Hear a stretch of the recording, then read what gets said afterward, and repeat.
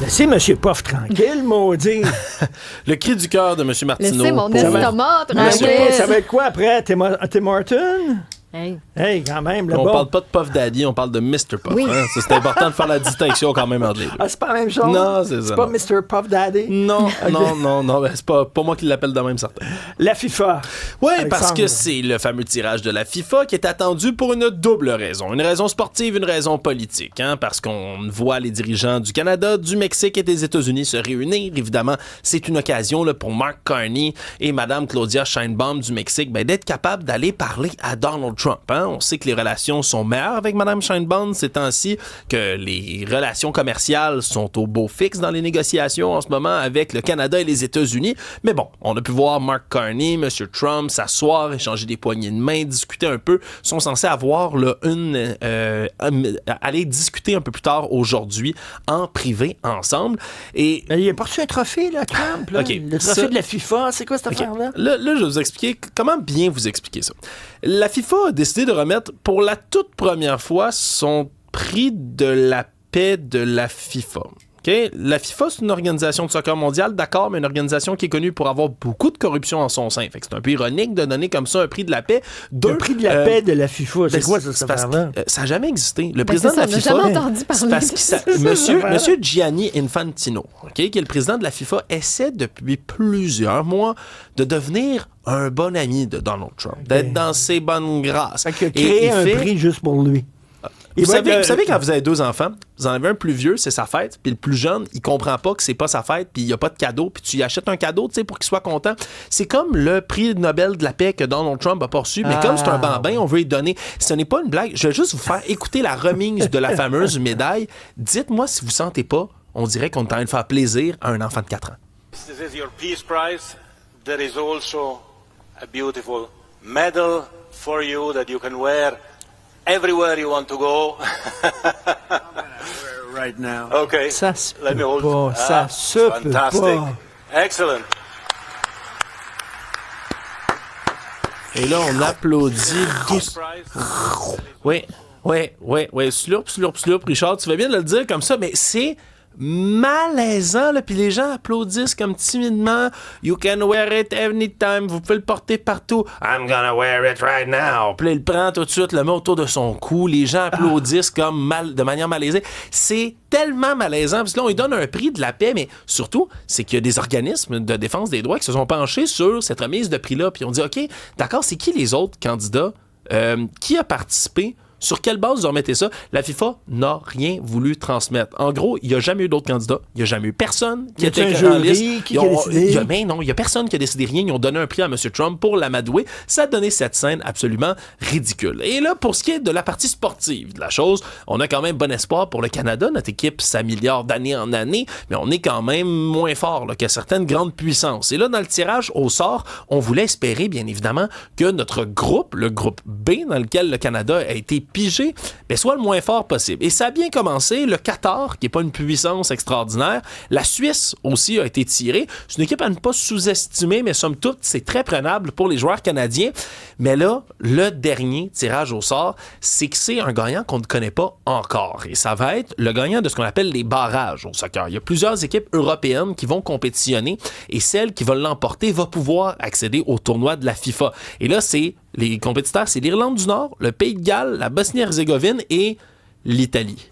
L'Italie, c'est pas mal, tu sais, le monstre du Loch Ness, là, du soccer international. Fait que disons que si l'Italie remporte ce barrage-là, ce qui est fort probable, le Canada va devoir compétitionner dans son bloc avec l'Italie. Puis ça, c'est un peu moins drôle, mais ça pourrait donner quand même du soccer assez relevé. Merci.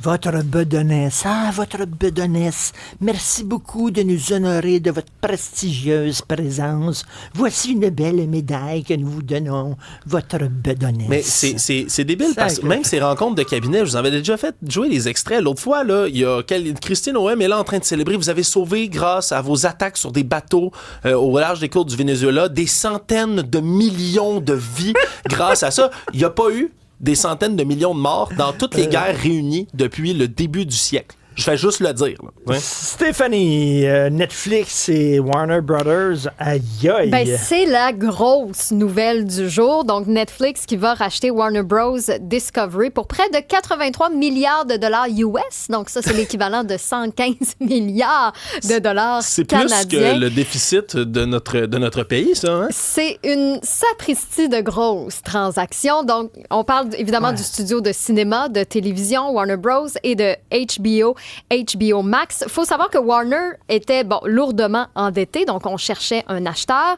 Netflix avait de la concurrence quand même parce qu'il y avait Paramount, Skydance et Comcast qui est le géant du câble. Ben, finalement, c'est Netflix qui a conclu l'entente. Et la preuve que des fois, il ne faut pas parler trop vite parce qu'il y a 15 ans, l'ancien patron de HBO et PDG de Time Warner, qui est la société mère, avait qualifié Netflix d'armée albanaise et de mode passagère. Et là, 15 ans plus tard, on a Netflix qui fait C'est très je viens drôle. de te racheter, mon ami.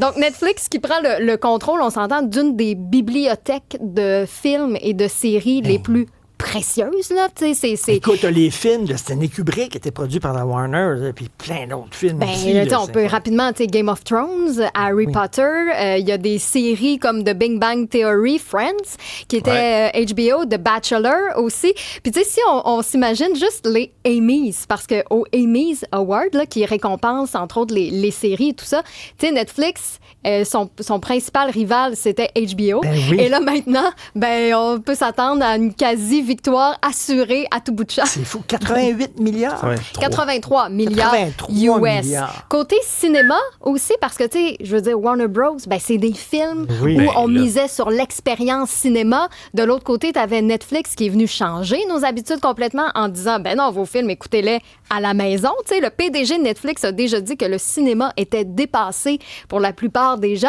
Donc là, tu as les deux entités qui deviennent la même. Il y a une gang de cinéastes qui vont capoter. Les James Cameron de ce monde qui disent c'est écœurant maintenant regarder des films sur Netflix, puis ces films-là ne devraient pas être en compétition aux Oscars. C'est vraiment humiliant. Puis ça. Là, Aïe, aïe, aïe. un des plus gros studios de cinéma avalé par une Par chaîne une télé, plateforme télé. Exact. Puis, tu sais, je veux dire, il y a toujours c'est la course à l'abonné parce que là, veut pas, la croissance commence à devenir difficile. Et si Netflix veut rester au top, si Netflix veut garder sa couronne de plateforme qui est au top, ben il faut toujours offrir plus. Donc, on a évidemment avec Netflix, tu sais, des séries qui sont produites par la compagnie elle-même. Mais là, en achetant un Warner comme ça, ben on va chercher toute l'histoire justement du cinéma. Tu sais, on ajoute du contenu qui apporte une autre sorte de qualité. Donc là, il va rester qui? Il va rester Disney, qui peut un peu rivaliser avec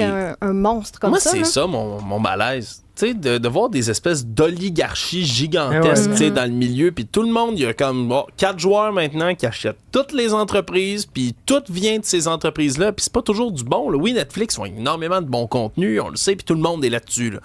Mais c'est pas nécessairement tout qui est bon non plus quand c'est racheté comme ça par des grosses firmes. Est-ce que tu as encore les réalisateurs, les gens, les esprits talentueux et artistiques qui travaillent avec minutie sur chaque projet? En même temps, Netflix, écoute, ils ont permis à Scorsese, par exemple, de faire des films. Là, ils produisent des cinéastes qui ont de la difficulté maintenant à faire financer leurs films, qui financent leurs films maintenant grâce à Netflix. Puis des grands cinéastes aussi. David Fincher travaille pour Netflix. Paolo Sorrentino, qui est un Italien, travaille pour Netflix. Il y en a beaucoup maintenant. Ouais. Je sais pas, mais effectivement, je sais que toi, tu es un fan de Star Wars, puis depuis que Disney a mis la main sur Star Wars... J'ai bien de la misère avec ça, mais en même temps, si ça permet à des gens de percer, puis il y a eu même du contenu québécois qui a été réalisé avec Netflix, en espérant qu'il y en ait plus. Hein? Pour d'autres nouvelles du genre, allez sur le site et l'application cube.ca.